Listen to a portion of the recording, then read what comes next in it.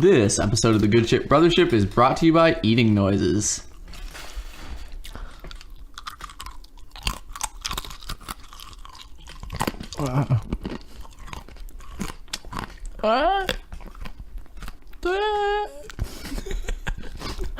Go to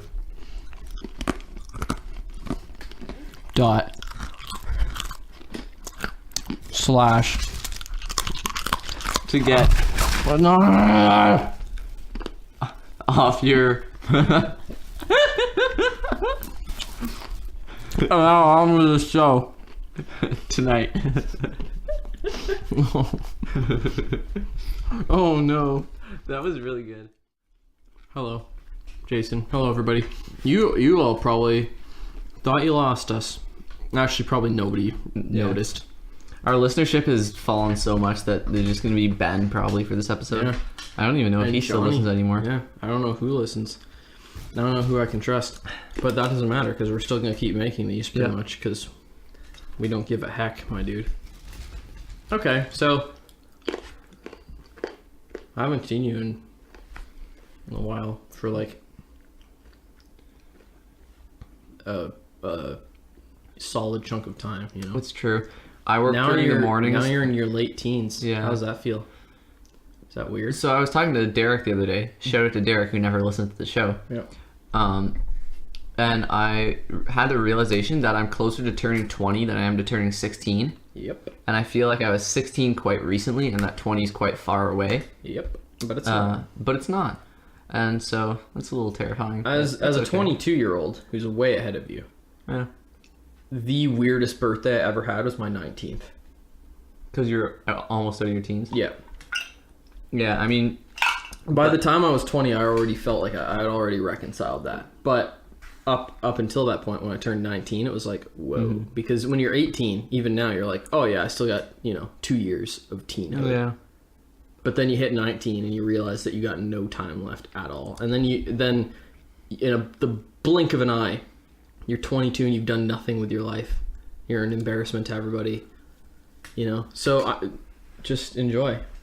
Anyway, we can probably pour this coffee now and play the theme tune. But what I was saying, and you just play the theme tune. I'll just... No, I'm not going to play. Okay. No. I thought you were going to play it. No. Say what you're going to Okay. Well, I was going to say that I got you. we stress out a lot as we get older and say that life is better when you're younger. But I mean, think about it. Like, I can drive. I could afford any Lego set I want. Now, do I buy them? No, but I could. And I can basically buy as many snacks as I want. Yesterday, I was also at Bulk Barn with Derek, and he said that he felt like a kid in a candy shop, which is an expression. And I said the difference is you're a kid in a candy shop who works full time and has no living expenses, and that's a very dangerous place to be. So he spent about $6. Also, I have something to tell you. Yeah? I'm pretty certain that I muted the master and left the metronome on. So we're going to go back. Wait. No, but it has sound waves. We're going to go back real quickly and just make Okay, sure. yeah. Okay, everybody. If everything's fine, we'll be back in a second. If not, it'll be quite some time. Goodbye. Well, that was tiring. Hey, everybody. We're Yeah. back. No, false alarm. Also, we're eating like banana chips and Skittles, which are literally probably the two worst foods we could be eating Jawbreakers. for podcasting. I'm still so stoked Kevin told me you could do it for the $70. Shout out to Kevin in Stratford. Thanks, Kevin. You're a loyal listener and a friend of the show. Okay, so welcome to the Good Ship Brothership. This is the only arts podcast that covers music, film, gaming, literature, and newscast, hurtling By association. I'm Grant, and this is my brother Kevin from Stratford. I'm not Kevin from Stratford, but I know him through the miracle of the internet. Play him on TV. No. That's... Jason, what are we talking about today? Today we are talking about the... what year is it? The Coen Brothers film Fargo. 96? The 1996 Coen Brothers film Fargo, which then spawned the TV show. And we are also talking about David Bowie's somewhat newly released Posthumous. EP, No Plan. And it feels a little bit strange to say like David Bowie's released EP of course, he did make it, but he wasn't really around for the release. Which 8th is of pretty sad. January of this year. So I guess not 2017. recent, but This year. yeah, just. Will it count for album of the year? And like, is it? Bless you. It was released this year, or do you mean just? But does an EP? Yeah. I'd say like it's a collective of songs that's released under a title. That's so, fair. I mean, you wouldn't exclude a double album because it's got twice its songs. Well, that's true. Well, what do we do next? We flip the puppet. I would say, I don't know what you're thinking. I feel like Eyes Up would be Fargo? Fargo, yeah. Hey. There is Here you go. There's a certain weird logic to He's done it before. He'll do it again. Face Down. No Plan by David Bowie. You want to go first or should I? Also, I just want everybody to know that if I sound a little bit richer today, it's because I'm using a fountain pen. Oh. To just cross off the things that I've said. And if I sound a little bit poorer, it's because I was just in Bulk Barn buying Skittles. Yeah. Okay. So, do you want to go first? I'll go first. Okay, sounds like you're going first. No Plan, I've only listened to a few times before, like 4 or 5 days ago. Just because, I don't know, there have been so much good music this year, and I like to take time to digest music. Hold up. You just said because there have been so much good music. You did. Should I just quit the show right now forever? Yeah, you should probably just crawl out this window. So let's pretend, into the night. I want to listen to that and see if I did say that, but I'll believe you. You did. Okay. So I hadn't really gotten around to this album because this has been such a fantastic year for music. And part of me sort of wanted to leave this music out there that David Bowie had made that I hadn't heard in terms of like new content. Yeah. In the same way that the much beloved podcast Wiretap ended a couple years ago and I still haven't listened to the last episode. Yeah, and never just will. Because I might one day, but because I know that it hasn't ended for me. Like it could just be like... Yeah. You know, on break. So in the same way, it was kind of tough to listen to No Plan and know that this was the last music from the legend David Bowie. That said, he really didn't go out with a whimper. I think an inherent difficulty with releasing an EP is that they're usually regarded as B-sides from the album that are, you know, worth listening to, but they're on the EP because they couldn't make it on the album. And there's a certain knowledge when they're released that probably most of the people who listen to the album won't listen to the EP. Well, now, did you do any research on where the songs come from? No, I absolutely did not. This is pertinent. No Plan. I guess we should have read this first. This is the Wikipedia for No Plan. No Plan is an extended play. Comprising songs written Comprising. You said compromising. No, I didn't. Yes, you did. No, I didn't. Yes, you did. Comprising. You said compromising. No, okay. I didn't. I'm sorry. I'm right. Comprising songs written and recorded by English musician David Bowie, released posthumously on January 8th, 2017. The release coincided with what would have been Bowie's 70th birthday, almost a year after his death. No Plan compiles the original songs written for David Bowie's Broadway musical Lazarus, including the titular Lazarus. And just as a side note, people are saying titular way too much these days. Just say the title track or Lazarus. Or even... The titular Lazarus, No Plan, Killing a Little Time, and When I Met You. The songs were first recorded by the cast of the musical as part of its official soundtrack. The recordings featured on No Plan come from the sessions for Bowie's 25th and final 25 studio albums. Are you kidding me? 25th and final studio album Black Star, with Lazarus appearing as the third track on the album. No, it's on the EP at least. It's the first one. No, Jason. 20 Black Star. Oh, with yes. Lazarus appearing. Sorry. That's correct. Upon release, No Plan debuted at 138 on the Billboard 200. The music video for the title track was also released in accompaniment with the EP. It was directed by whatever. Did you watch the music video? For Lazarus. No, for No Plan. No Plan. He's talking about... Oh, sorry. He must be talking about No Plan. Yeah, this is kind of a convoluted... Have you watched the music video for No Plan? Yeah. Yeah? Yeah. What did you think of it? I didn't really like it. I mean, it looks gorgeous. Yeah. Oh, yeah. Colors are good. Lighting is good. It was a while ago that I watched it. Is it just the static TVs in the window of the store and like people are walking up and looking at them and it's raining? And it just shows like the song lyrics basically. I really didn't mind it. I thought it was functional, from what I remember, and quite beautiful, and had some interesting symbolism of people who are coming to see, hear, experience this new Bowie material, but he himself is not there. Yeah, I did notice that. The static on the TVs. I think that that's just an interesting image, and it's beautiful. Oh yeah. Have you seen the music video for Lazarus? A while ago as well. I don't really remember it, to be honest. He's amazing in that music video. I'll have to watch it. Also, I just like this. The EP received rave reviews from music critics. Exclaim! Exclamation mark. Critic Callum Singerland wrote, "One would hope the plan for Bowie going forward would be for him to avoid falling into the category of rock icon with innumerable posthumous releases." I thought of that, yeah. But thankfully for listeners, he says the music on No Plan holds up. Okay. Is he right? Let's see. So as I was saying, frequently EPs kind of get short shrift because people assume it will be the songs that couldn't quite make it onto the album. However, as we just read, that is not the case, and I think the tracks on No Plan could really go toe-to-toe with songs found on any album from really just anyone at all. I think it's a super compelling package of really phenomenal tracks that are equal to what's on Black Star, with only really one notable flaw. Although I'm not really sure. Well, I'm actually, hang on. When I wrote this, I wasn't sure. Now I know why Lazarus was put on the EP. It really does tonally match the other tracks very well. And I put down here that any opportunity to hear that really just like tour de force of music is What? That really is welcome. Lazarus? Yeah. Like, that could just be on every album released this year, and I would be like, it improved the album. Yeah. Really. The song No Plan is really also fantastic, and probably my favorite, with maybe the exception of Lazarus. The instrumentation is like almost overwhelmingly good.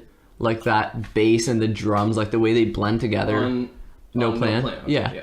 It's like so mellow, but it's still potent, and it still seems like kind of heavy, even though it's really just not. It's maybe my favorite instrumentation on anything on this or Black Star.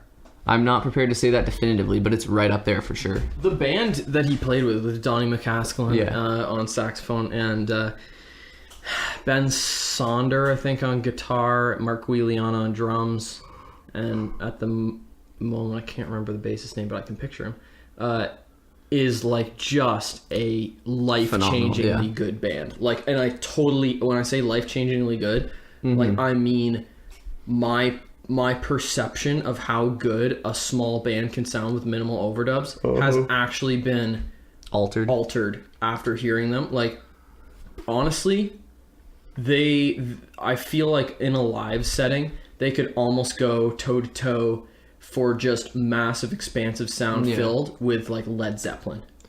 Like unbelievable. Every time I listen to No Plan, I get literally like giddy just by how good it is. I'm like, I can't believe this. I really just have no ill to speak of that track. Next is Killing a Little Time. Not the first time I heard it, but the first time like I really listened to it was coming home from work a few days ago. Had the windows down, was just cranking it as I was waiting to get on the highway. And as the song came on, I was just like, what's going on? It sounds like jazz metal kind of thing. And maybe that's not the most intelligent way to put it, but it's really just the only way I can really think of that describes it. The band just goes so hard. I don't connect with the writing in that song quite as much. I don't know what it is about it, but it wasn't as vivid and colorful to me. But his vocal performance I still thought was phenomenal, and his like smooth, clear voice against like that just pounding drum beat was like a fantastically weird, almost a discord just in terms of tone, but really worked super well together. Lastly is When I Met You. It's definitely still a good track, but it was by far the weakest in my opinion. It was the only song that I didn't like love on it. I think I just don't find it as interesting as most of the tracks he released on this or even on Black Star. I think the writing is very good compared to almost any other artist, but compared to his recent releases, I just think it's a little less intriguing, a little less colorful and imaginative. And overall, it's still good, but I would rather skip it to get to the other 3 tracks sometimes.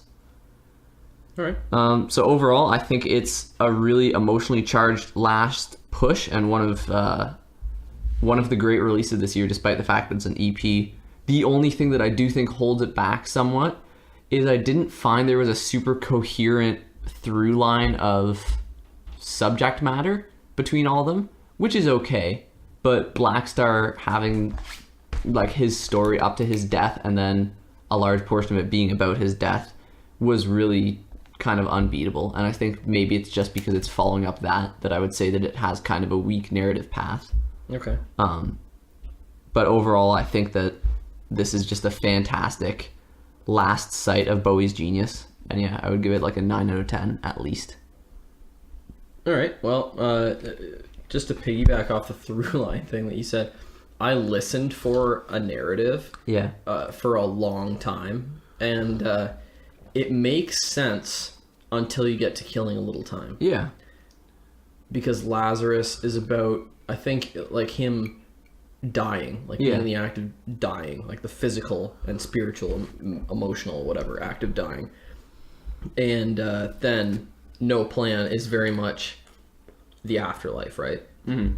And then Killing a Little Time would always come in and throw a wrench in the plan with this kind of like rage-fueled, really angry song. And I was just always so...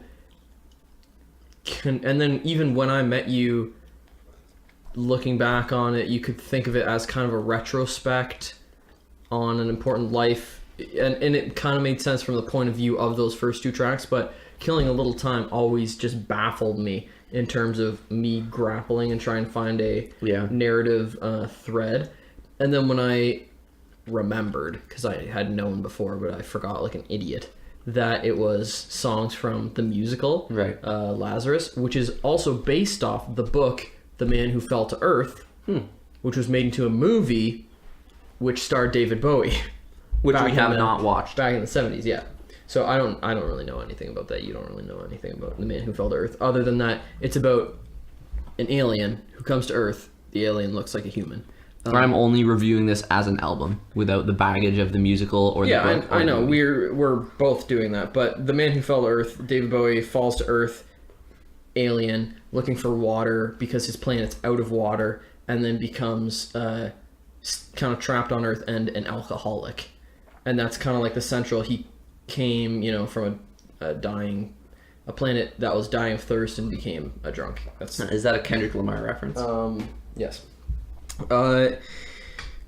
So I was gonna do the exact same thing you did and just go track by track because there's only 4 tracks and just kind of examine each track. So why do you think Lazarus is on this and Black Star? Well, what I would assume is that it has a role to play in the musical. Because before that, like in my notes, I say, I'm not sure.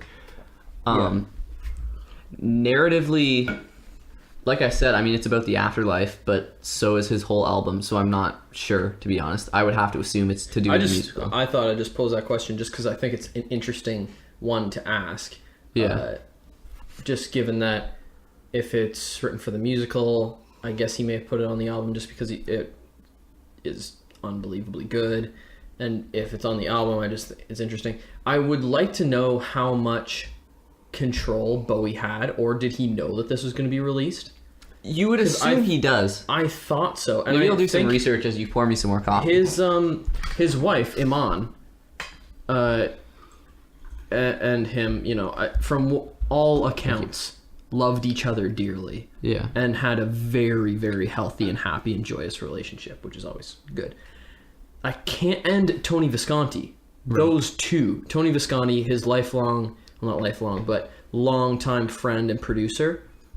I find it very, very hard to believe that either of them would seek to profiteer off of his legacy and art so soon after his passing.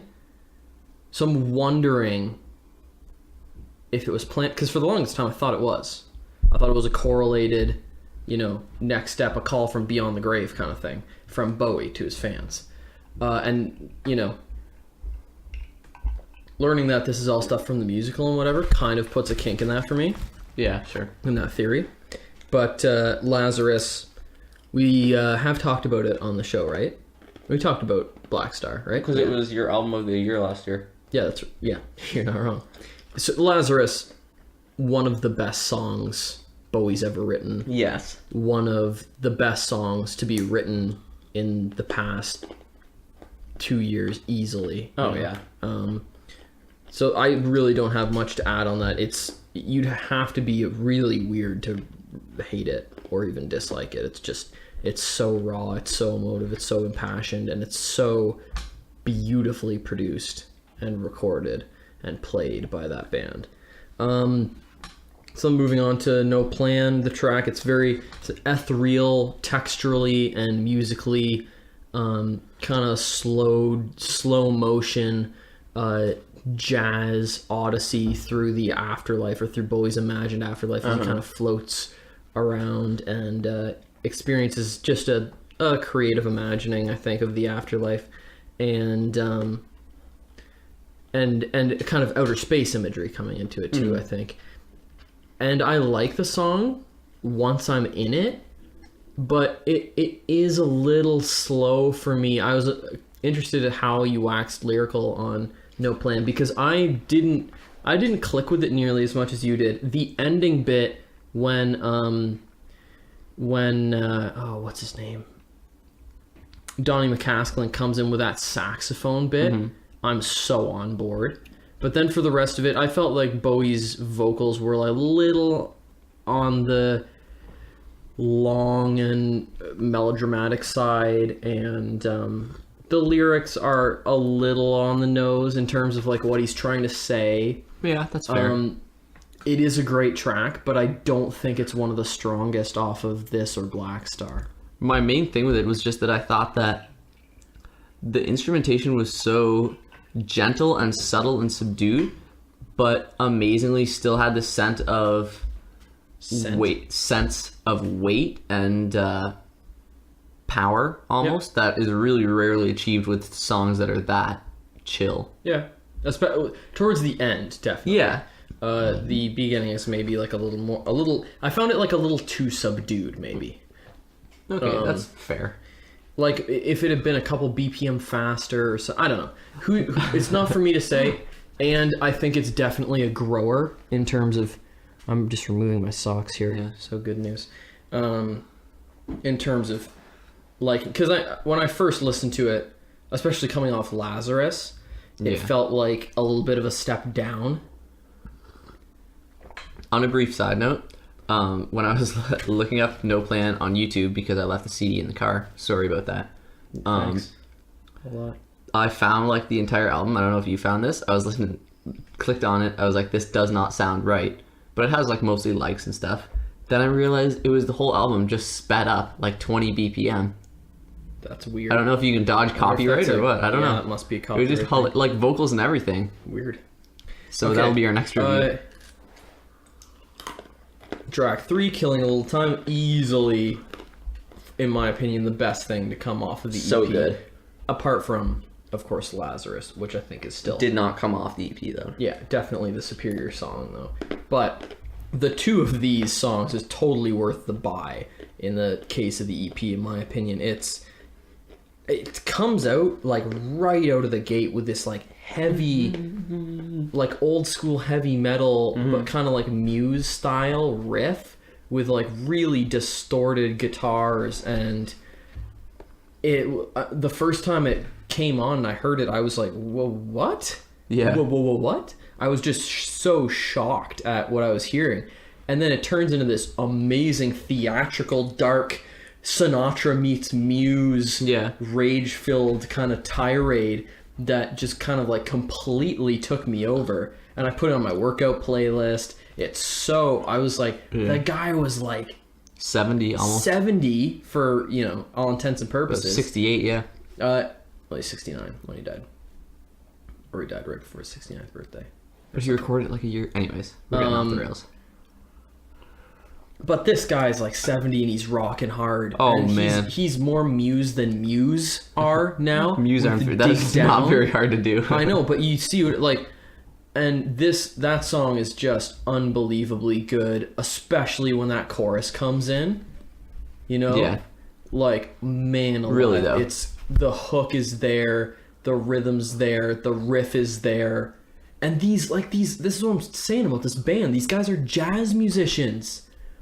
Now, a lot of them, because I've followed a couple of them, namely the drummer Mark Guiliana, since hearing Black Star, I immediately got on social media and like followed all of them I could find.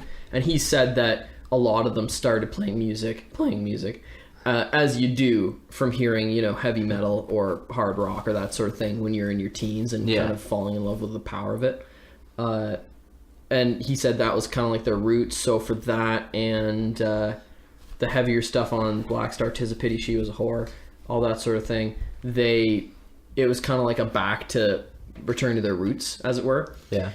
But man, do they do this well. You would never know that they weren't an exceptional neo-metal rock You pass me a Kleenex, please? band. Yes, here. Just I'm not going to throw the box at you this time. So for me, Killing a Little Time's easily the best tune on the album. The only thing is, and this would change, I'm sure, if I saw the musical. I don't really know what's going on in terms of lyrics. Mm-hmm. You know, I'm not 100% sure what he's trying to say, or, you know, but I'm sure that would become more apparent if I were familiar with the musical. Now, the final song, which is Do you want me to look When at I the Met notes? You. That's Okay. what it's called. Good job. I kind of agree with you in a sense that it's the weakest on there. I was reading somewhere and somebody was postulating that it was written to his wife about when he met her, but also it's for the play that this causes all these issues. I think it's better than you do. I think that it's, in some ways, it has more in common with Bowie's kind of like glam rock roots. Yeah. You know, the Ziggy Stardust phase with, you know, that crashing quarter note drum beat and all that sort of thing. And the instrumentation is maybe just a little bit more on the back foot going through the song, in terms of it's not at the front, it's not charging and hurling forward like in Killing a Little Time.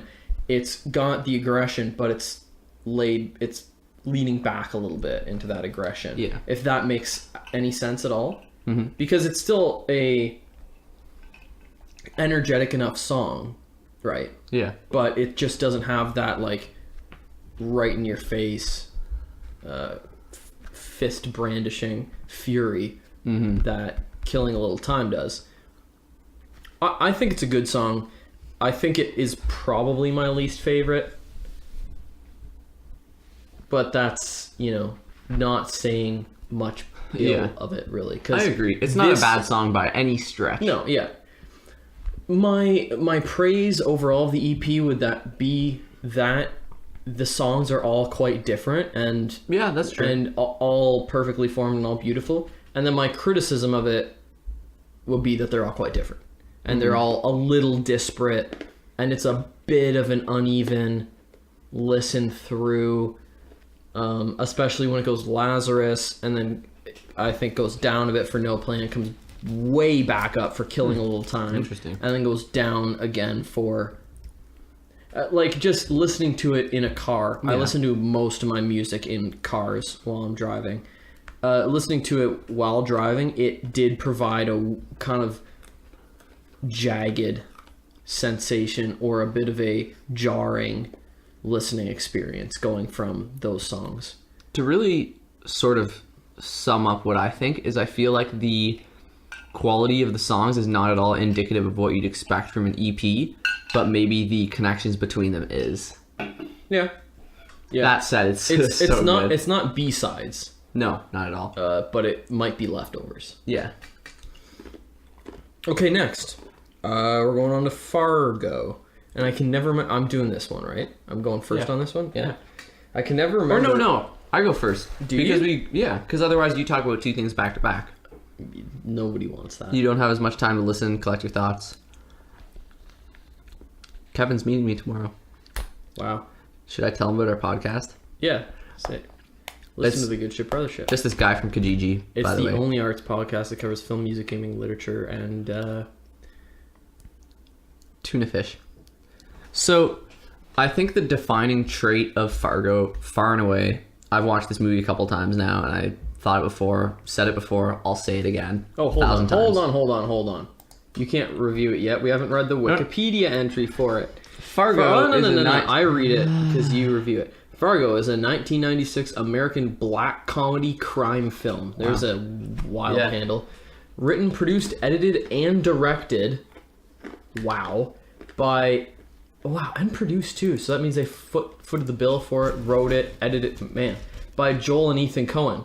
Frances McDormand, who is married to one of them, stars as a pregnant Minnesota police chief investigating roadside homicides that ensue after a desperate car salesman hires two criminals to kidnap his wife in order to extort a hefty ransom from his wealthy father-in-law. Wade. Yes. Fargo premiered at the Cannes Film Festival in '96, where Joel Coen won the festival's Best Director Award. Best Director. The film was nominated for the Palme d'Or. Palme d'Or, actually. So, a critical and commercial success, Fargo received 7 Academy Award nominations, including Best Picture. Frances McDormand received the Best Actress Oscar, rightfully, and the Coens won in the Best Original Screenplay category. And it was selected 10 years later in '06 for preservation by the United States National Film Registry, the Library of Congress, as culturally, historically, or aesthetically significant. One of only 6 films to so designated in its first year of eligibility. Wow. Wow. And the American Film Institute named it one of the 100 greatest American films of all time. Wow, I had no idea.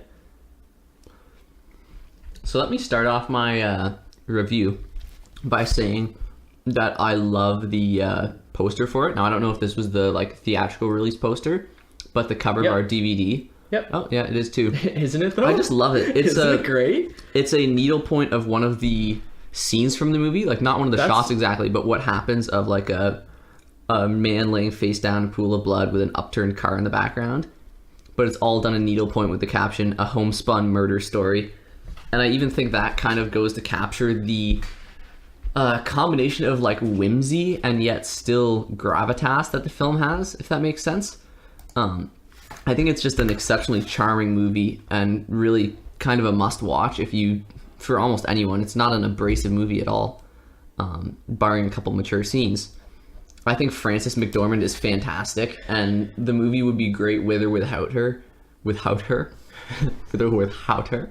That would be a good one to put You at the end. can't live with or without her. That would be a good one to put at the end. I think the movie would be great without her. Let's keep it on the rails. We're a half hour deep. I think deep here. she might be the defining character in the movie. She feels very grounded and nuanced. She never comes off as weak, but it doesn't seem like we need a strong female character. Better get someone who's really tough. I think, without going on a huge rant here, currently in the film industry, there's a lot of talk about, and any category, games too, about needing strong female characters. Well, with Wonder Woman too, people were like, "We finally gotten the first movie with a female character who's not a maiden." Oh my goodness. Yeah, it's pathetic. A little bit, yeah. It's an uninformed, unintelligent viewpoint. But I think people misunderstand what makes a strong character. A strong character is not someone who seems not somebody who goes around superhero, slapping people, kicking ass. A strong character should be somebody like you or I, or any woman out there, who seems realistic and courageous and brave and resourceful, as I think Frances McDormand's character does. And I think the movie's really better off for it. And I think this is just a sterling representation of what a strong female lead should look like. And I think she's peerless in her performance. That said, I think Steve Buscemi and Peter Stormare, who are the two kind of villains are just a hilarious duo. There's this undeniable chemistry between the two of them that just is often hilarious, but also occasionally tense. They do manage to pull some tension in the film, but primarily they kind of serve as comedic relief. There's one scene where they're driving along. Well, I don't think because they're the villains. Yeah, I don't think that they're comedic relief at all. I said they occasionally create tense moments, but oftentimes they do serve as comedic relief. Like I think of in one scene when they're traveling by car, and this is not a spoiler, by the way. Steve Buscemi is going a little stir crazy because Peter Stormare's character is just like a wall of silence, and their interaction about that is just hilarious. I think that William H. Macy as Peter, what's his name? Jerry Lundegaard. Maybe slightly the weak link, not extremely, but his performance sometimes comes off as a little blunt or a little wooden, I think, only in light of the awesome performances by basically everyone else. But it's not so noticeable it breaks immersion or anything. I'm just kind of picking nits, as I do. Overall, I think the pacing is fantastic. I don't know if we've talked on the podcast before, but definitely just with the two of us, we've discussed how Quentin Tarantino tends to really get carried away with the runtime of his movies. Not so with the Coen brothers.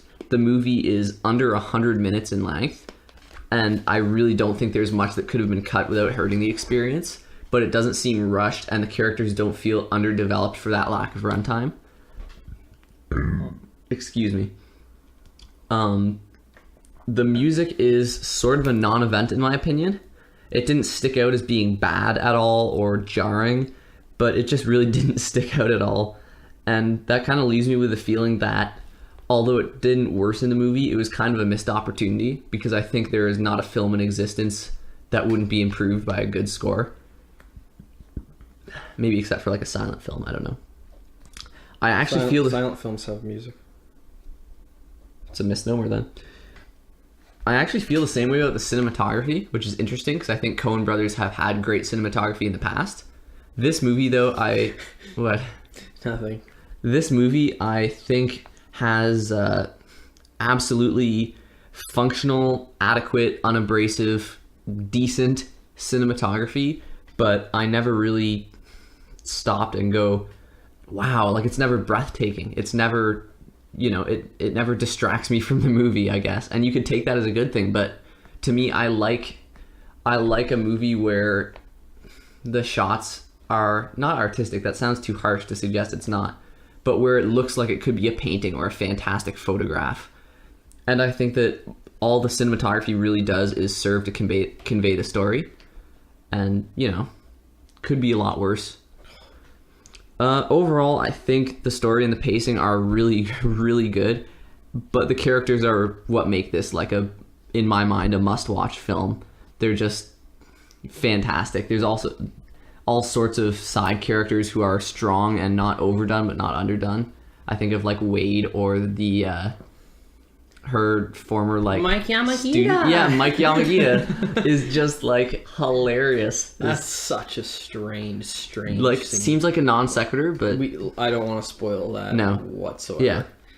Overall, I think I would give the movie somewhere around an 8 out of 10, simply because I feel that music and cinematography were totally adequate, but kind of missed opportunities and could have formed something greater. I can tell you really like the cinematography. And I'm not saying it's bad, but it's not fantastic. Go ahead. But the movie is fantastic. Dovetailing off what you said about the cinematography, I think you're wildly wrong. The film opens with this blanket of snow, instantly setting the scene. A car travels down a road which is set in complete isolated just snow. It's just a white scene, a road going down into the distance, obscured by the haze of the snow, and then a car goes down. We can see by the aesthetic of the car roughly what year the film's probably set in. It's a beautifully framed, stark image. There's a moment where Jerry Lundegaard, who's not really the main character, but he is the catalyst for the story. Yeah. There's a moment where I believe he finishes trying to pitch some sort of money-making, get-rich-quick scheme to his father-in-law. And then he walks back out to his car. And there's this moment, this parking lot viewed from on top. That's a good shot. I'll give you that. With little, I think it's light posts sprinkled out. And then his car parked at a wild angle and just his tracks angling in. And it's one of the most perfect shots That's a really good shot. ever seen. There's another shot as well where and these are literally things I'm taking off the top of my head off of what you said. Frances McDormand's character, what's her name again? Margie. Oh, geez, Margie.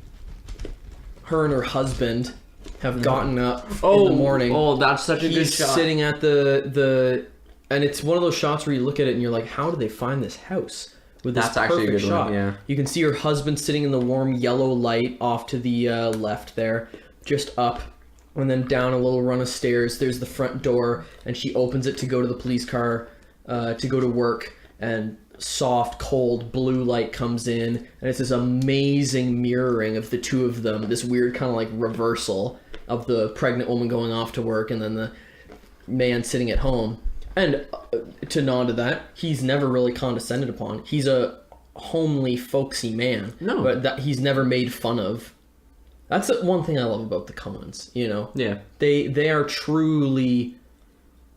They're not feminists. They're just equal in their casting. They don't mince. There's this stupid thing called the Bechdel test. Have you heard about this? No. I'm gonna back to the. So, and I understand the premise and fine. It works as an exercise, but nothing more. What is it? The Bechdel test is you take it to a film, book, anything I guess, and you ask the question, is there more than one female character? You know, are there two female characters? Do they talk to each other about something that's not a man? Whoa. I doubt that came through on the pod through the mic. Throat gurgle. I paused with eyebrows raised challengingly, and then my throat gurgled very loudly. So, I mean, I understand the premise of that, but it's just ridiculous. And you cannot ever use it to measure the quality of anything. No. Anything. Ever. Anyway, going back to that. Cinematography is gorgeous. You can't argue that. And then there's the famous shots where Steve Buscemi is doing something. And then he looks one way, and you see this cedar post, barbed wire fence, like cow fence kind of, extending through the snow into nothingness until it's so tiny and minute that it disappears. And then he turns and looks the other way, and you see the mirrored shot going all the way down. This amazing shot, stark white, almost black and white because of the snow. So I think it's unfair to say the cinematography is as astoundingly beautiful as any film ever, but it's the setting in which it takes place. It shows this setting, which is this small Minnesota town. Thanks, Kevin, for emailing my brother in the middle of the podcast. It's a small Minnesota town, right? Yeah.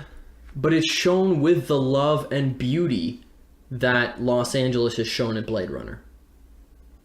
It's shown with the same truth and aesthetic-minded craftsmanship. I still stand by that. And to be fair, I didn't say that it was bad. I said that it didn't astound me. But the one thing I was forgetting was the shot that shows her going from breakfast into her car.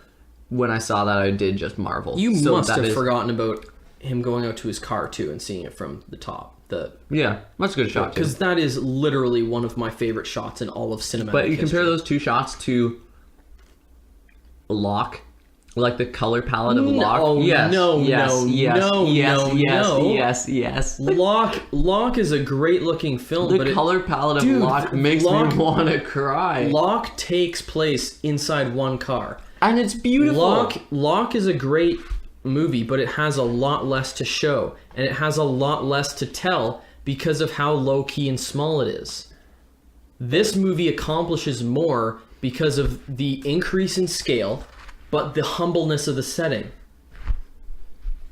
the cinematography is as honest and beautiful and unpretentious as the characters or the script themselves are. Yeah, okay, I'll agree with that. And because of that, because of how absolutely perfectly it mirrors and matches that, it's perfect for this film.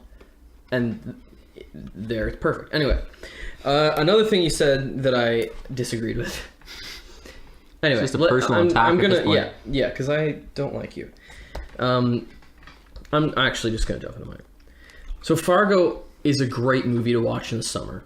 Mm-hmm. If you feel hot and you want to feel cold, watch Fargo. Yeah. It is one of the coldest, obviously everybody who knows us knows that we're Canadian. We live in Ontario, and it gets... We had that one person listening from New Zealand. It gets real cold out here in the winter compared to most places. Anyway, watching this does remind me so much of winter. Yeah.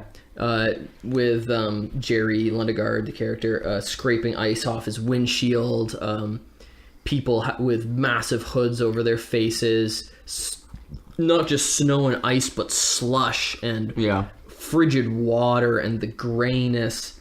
It really does look like winter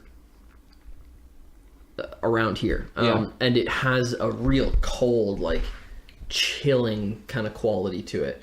And I think the score, which you didn't take particular notice of, I think the score meshes with that in a really beautiful and interesting way, and really fuses with not even necessarily the scenes or the characters, but the atmosphere. And that atmosphere being winter. Yeah. The score is the score of winter. And you got these droning sections and folk-inflected passages, and I quite like the score quite a bit.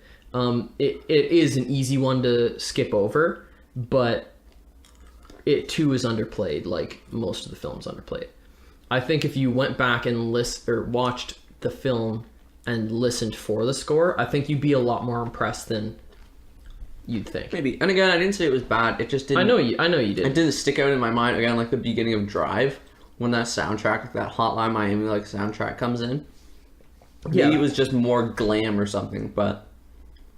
Anyway. Obviously, the central tenet of the film is the Coen brothers. Oh, yeah.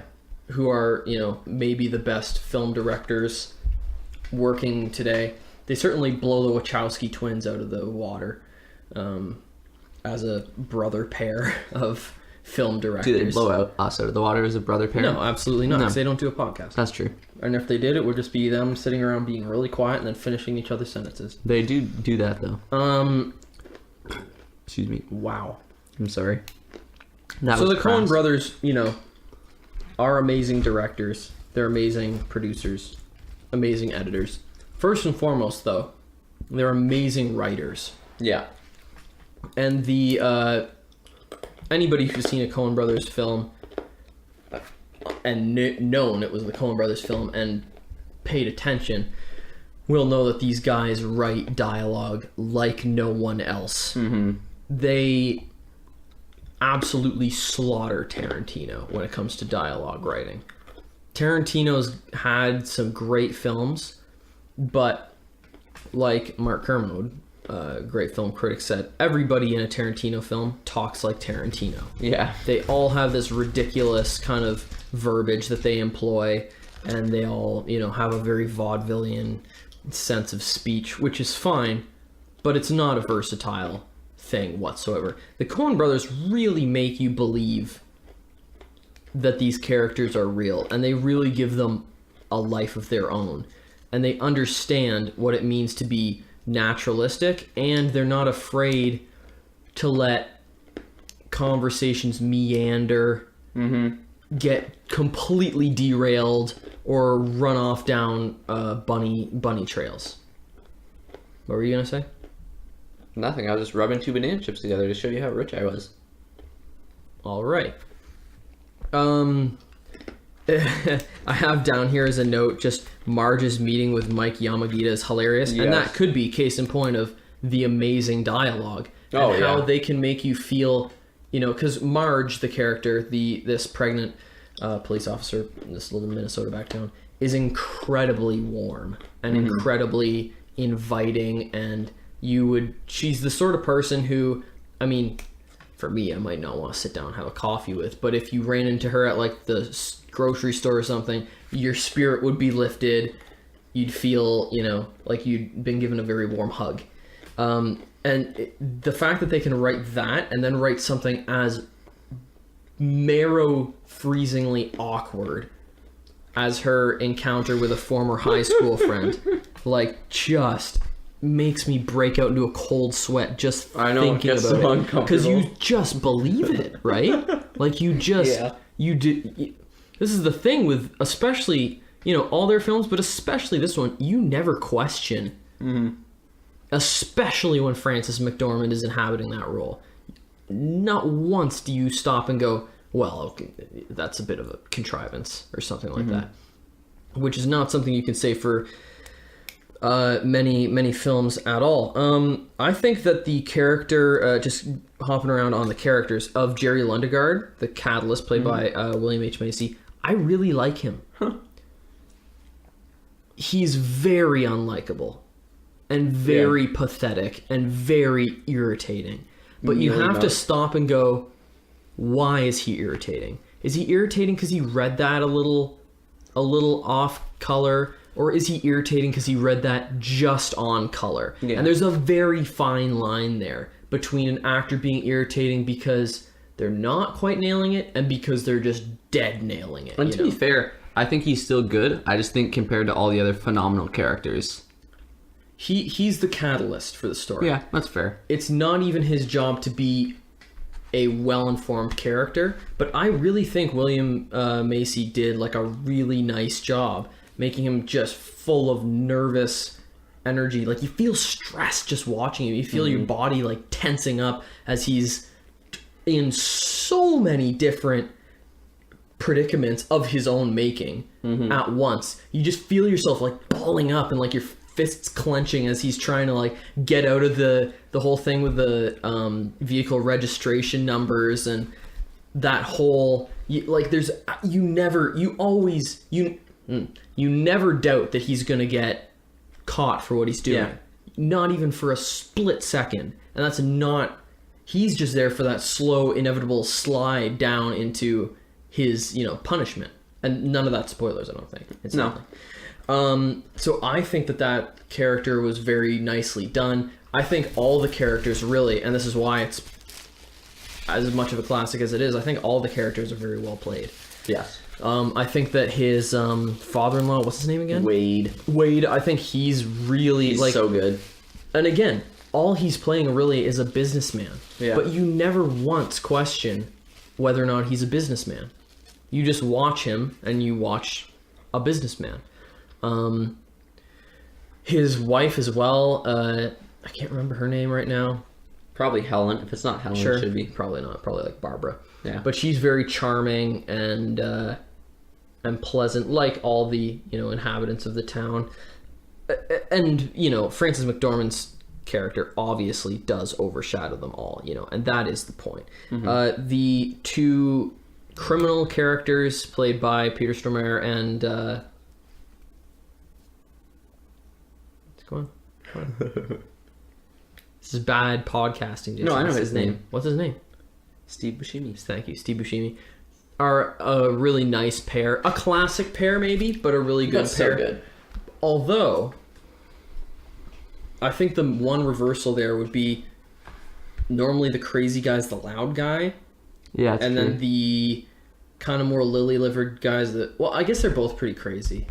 Oh, yeah. So, yeah, I don't know. Never mind that. But they do make a pair of... And this is a real achievement, too. They are... You laugh at them, and then they turn on a dime, and you're terrified by them. And it's kind of... I think it's that ability that the Coen brothers, you know, have to make you laugh at somebody and then run from them that makes those characters as compelling as they are, and kind of makes the when they pivot, the whole film pivots. Yeah. From, weird, quirky, dark comedy to thriller. Jet black. Oh my goodness, what is happening in this humble little town? Yeah. Thriller. And that's a really impressive thing to see. And the film, that whole thing, that versatility makes it grounded. Yeah. Because that's how life is. Uh-huh. That's a bit of a stretch in terms of just my narrative, but whatever. You guys, you and Dad have been watching the BBC TV show Luther recently, and I watched it a while ago. Great TV show. Really good TV show. Yeah. Idris Elba especially, and Ruth. Idris Elba co-produced it? Yeah. And Ruth, I can't remember her name. Me neither. She's also fantastic. Big crush on both of them. Oh, yeah. But however, it's got a wrong view of what grounded is. Because they've got a very far-fetched kind of storyline, and then they're like, oh, it's got to be grounded. What do? Let's have everybody run through some warehouses for 10 minutes. Can you please stop playing with the table? Thank you. And that is not grounded. That's just a setting. Mm-hmm. Grounded is, do I believe in these characters? Do I think I could run into them at the store? Yeah. This film is as grounded as anything's ever been. And I have written down here, speaking of grounded, about just female leads. This is the female lead that, women deserve. Yeah. And then to be fair, it's not Wonder Woman. It's not about Wonder Woman. No. Who cares? People are all, happy about Wonder Woman. Well, honestly, and I know some people have been inspired by these movies, and that's fine. But Batman, Superman, they haven't done anything for me as a man. No. Or for anybody as a man. Because they're just imaginary. Like, they're total flights of fancy. These billionaires or people bitten by radioactive... It's fine if you're somebody who identifies with that and draws inspiration and encouragement from those stories. People do. Yeah. And there's nothing weird or wrong about that. But it's not a strong male or female... John Coffey from the Green Mile. It's not a strong male or female presence. No. It's just a fictitious, figure. And like I keep saying, that's got its place, but it's not what people want. That's what people think they want. People think they want just a woman and a big budget. That's feminism. Yay. And sure, if that's what you need, sure. But this is a strong female character. It's just a strong character. And it's a character, you watch the film and you never go, wow, she's great at this for a woman.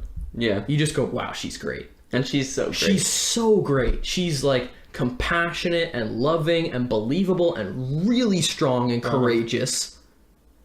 And at the same time, completely human. And if I met Frances McDormand, I would expect her to be this character. That's how good she is. That's how real this character is. And the whole film totally rests on her, because she is the human embodiment of the whole thing. Yeah. That's fair. In terms of the characters too, like what you were saying, a lot of small like cameos that are really nice though, Yeah. It's definitely quantity over quality. Because quality over quantity. I was so confused. I was like, what? Quality over quantity. Because so many films too give you these massive backstories or like painful exposition scenes. We have no idea where her or her husband come from. No. We have no idea if the baby's a boy or a girl, what the circumstances were surrounding that. Was she not able to conceive before? And none of that. She's just we pregnant. Get to know these people through just being with them, like real people, and that is also, and just through like there's a great conversation between a police officer and just a witness that he called in to the tip line or whatever. And it's just such a folksy, hilarious... Like, he finds him sweeping slush with a broom off of his driveway, which is... That just cracks me up. It cracks you up, but, like, we've both seen so Yeah. many people doing that. Like, I'm sure. I don't even think I noticed it the first time. The second time I just died. Yeah, it's so funny. But that conversation's so grounded, and it's so just dropping you in. What do they look like? Like Locke. Yeah. We need to go back and watch that movie again. Yeah. It just drops you in and introduces you to these people, and away we go. Yeah. And you get to know them organically, as much as I hate using that verb. It's valid, though. I think that that's pretty much my review. I think that this is a film that you could watch and go, oh yeah, that was pretty good. But then you watch it and watch it and watch it. And the more you watch it, the more you realize that there are no flaws. I disagree with no flaws, but by and large, it's a fantastic movie. Maybe no flaws, no missteps. Correct, yeah. I watch it and I go, yeah, it just makes sense all the way through. The consistency is baffling. Yeah.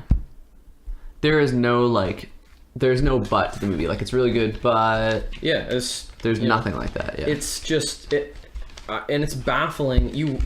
Literally anyone would watch it and go, A, Frances McDormand's character, amazing. Yeah. She's great. And B, I totally believe that. Yeah. The suspension of suspension of disbelief? Yeah. Suspension of disbelief is complete and utter. Yeah. And that is impressive enough in something like Star Wars, but it's way more impressive when it's people you know. Yeah.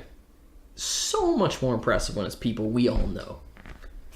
And we all know a Wade. We all know William H. Macy's character, or somebody who could, Yeah.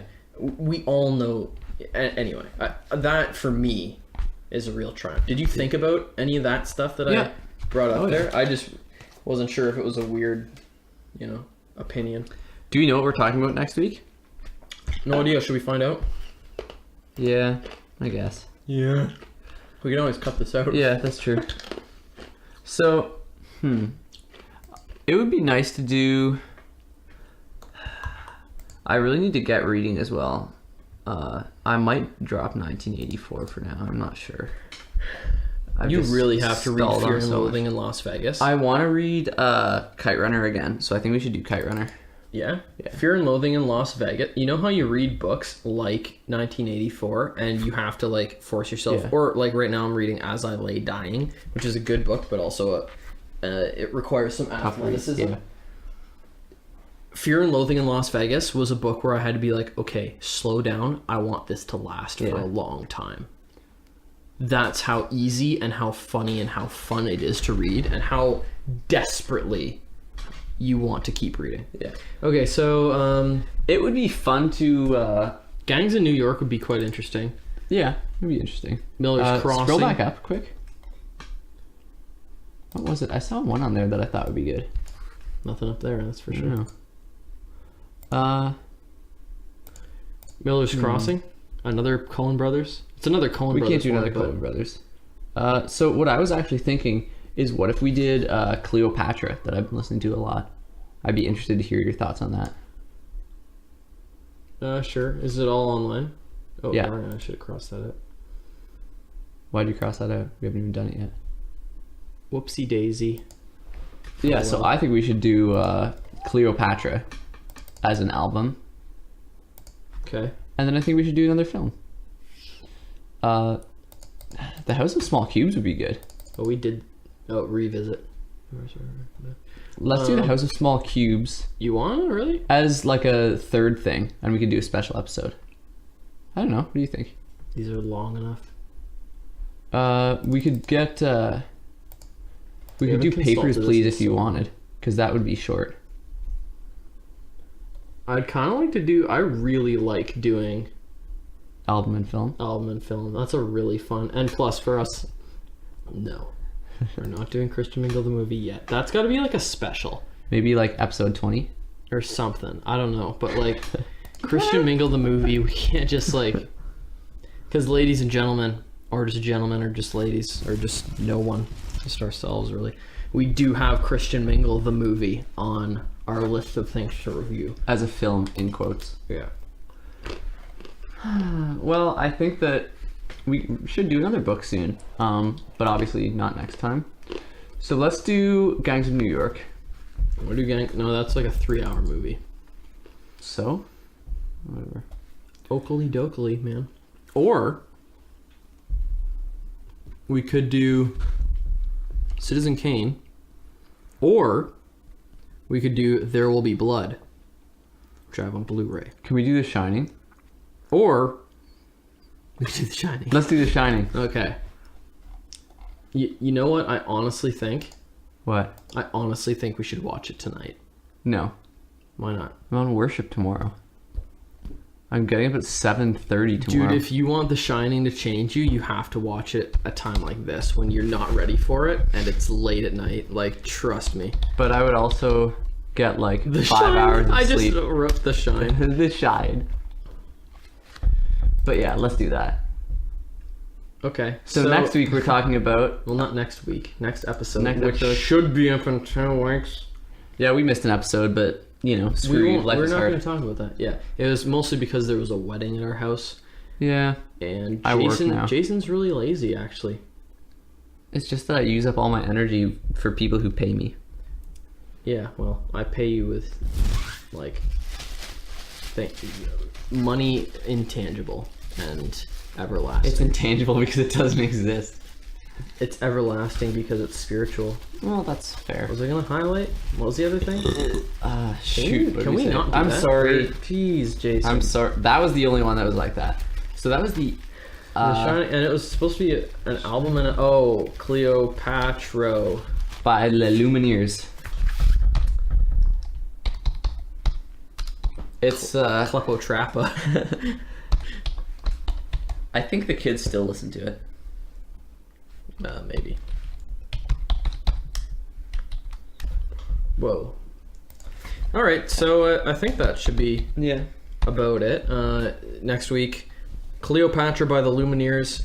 Next week, holy Moses. Next episode, Cleopatra by the Lumineers. The Shining is not an album, you absolute Shining goose. by Jack Nicholson. Yes, and Stanley Kubrick. And we'll see you then. Thanks for listening. Polish your potatoes. We want to get a few more people listening just so that we can have fun, cute discussions with them.